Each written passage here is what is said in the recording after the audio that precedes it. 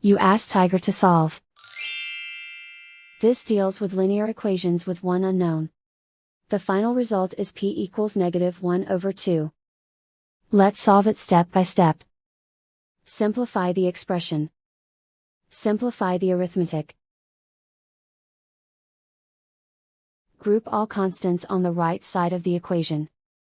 Subtract 3 from both sides.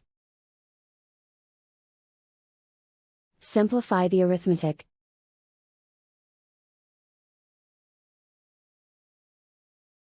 Isolate the p. Divide both sides by 6. Simplify the fraction.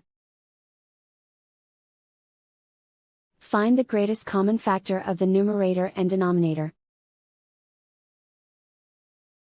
Factor out and cancel the greatest common factor. And so the final result is p equals -1/2.